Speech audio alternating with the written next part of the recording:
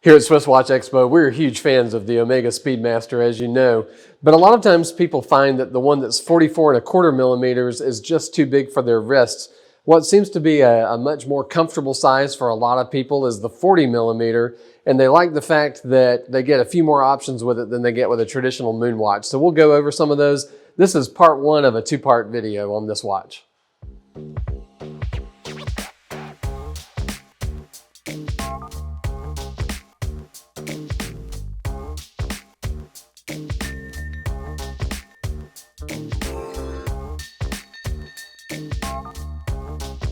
A lot of people, when they're looking at the Speedmaster, they want a watch that has an automatic movement, they want a date, they want a sapphire crystal, they want all the modern updates, but they love the idea of the Omega Speedmaster that dates back to the 1950s.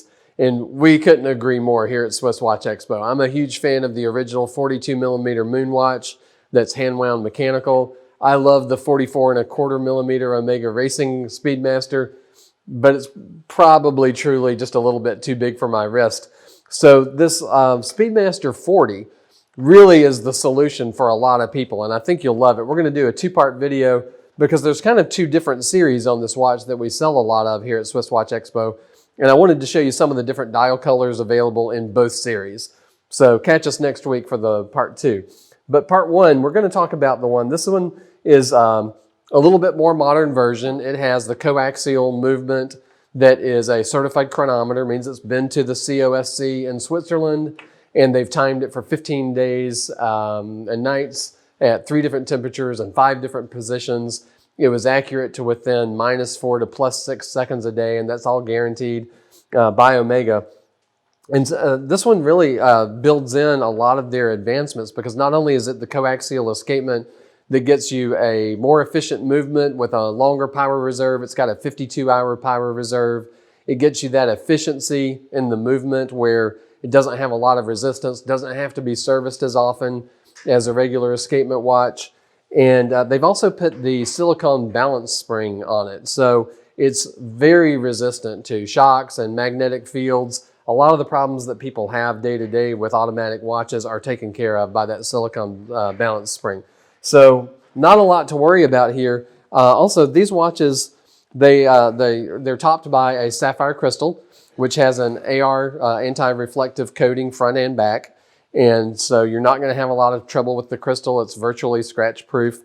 The bezels on these are painted aluminum steel. So they're not the ceramic that you see on the 44 millimeter ones. But I've really never seen a lot of them really beat up and scratched, so you don't have to worry about that. The pictures on the Swiss Watch Expo website of the watches, those are pictures of the actual watch you'll receive. So you can always click on the picture, takes you to the gallery view, then you can mouse over the pictures and really zoom in to see all the details. So you'll be able to see if there's any kind of scratches or anything on the bezel insert.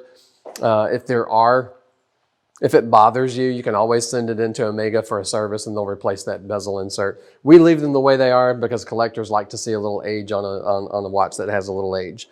But these watches, they're 40 millimeter case diameter, and I'll just slide it on the wrist here so you can see what that looks like. They are a little bit on the thick side, which I think helps with the sporting look. They're 15.1 millimeters thick.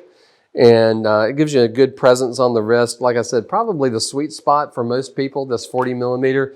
It's the same size as the Rolex sport watches you might be familiar with, the Submariner, the GMT Master, the original Sea Dweller, the Explorer 2. A lot of those came in 40 millimeters. The Daytona.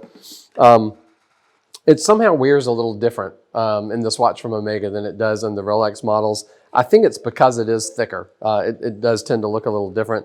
Love the bracelets on these. This is the bracelet they sort of stole off of the Seamaster. It's a machined clasp. It has the Omega logo, and it's a double trigger release. So extremely durable. It tells you on the back all the good stuff about the watch. It's got the hippocampus there for the Speedmaster logo. It tells you this is a Speedmaster Racing that has the silicone balance wheel, and tells you that it's a column wheel movement. Now, a column wheel movement, that means that when you start and stop the chronograph, it's a smoother action. It doesn't have that sort of hesitation that a lateral clutch movement has. And then it tells you that it has the water resistance to 100 meters, 330 feet. Now, that water resistance, interestingly, is achieved through gaskets and seals, not a screw down crown. So don't ever operate the chronograph in a wet environment. That's going to be inviting water to get into the movement. The crown does not screw down, so it's a little more convenient to use because it's ready to go all the time.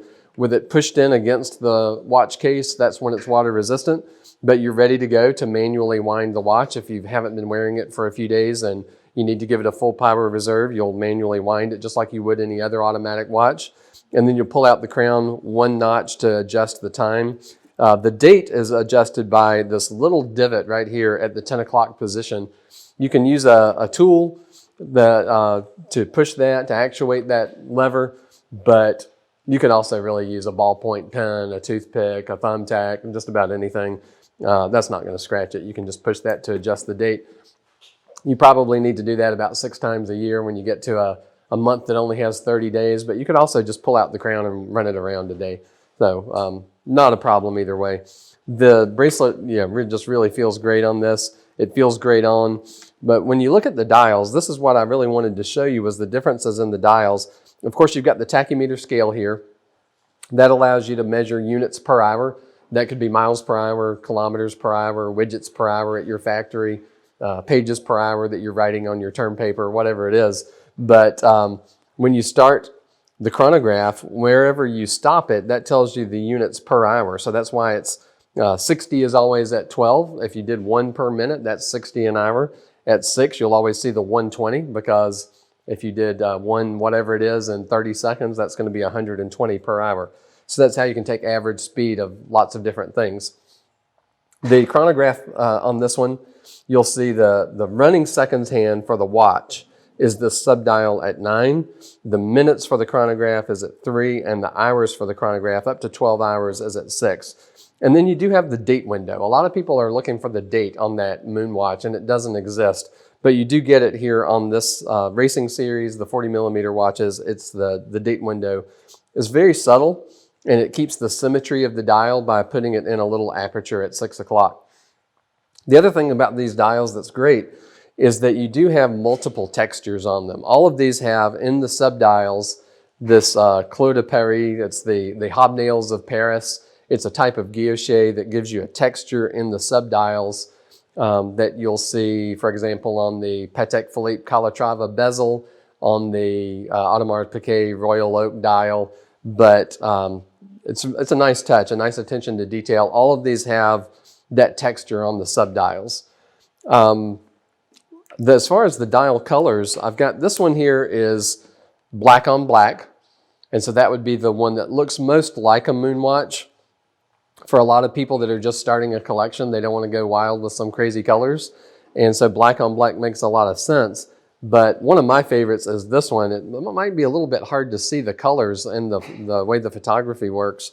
But this is a blue dial with black subdials, which in the watch world is nicknamed black-eyed blue for that configuration. It's a really great look, but the blue is very subtle. Depending on how the light hits it, it might actually look black. This one is silver subdials against a black dial, so it's sort of a reverse panda style. And then over here we have one that is really popular because it does mimic that panda dial look, but it has these yellow accents that really pop, and it gives it a great look. If I were going to go for one myself, I would be hard pressed to pick which one I'd go with because they all look so good. And this one, for me, the yellow just jumps out. This is a gray dial with black subdials and then the yellow accents. So on our website, you can search Speedmaster up top where it says search 2,000 plus watches. You can narrow it by the size slider and say just 40 millimeter. And you'll see all of these that are available. But give us a call here at SwissWatchExpo. We're happy to walk you through the inventory. We're happy to give you a video call with FaceTime, Zoom, or WhatsApp and show you the watch and our store and our service center and show you what the watch looks like on the wrist. We want to help you narrow down your search and help you pick just the right one for you. So we're here to help at SwissWatchExpo.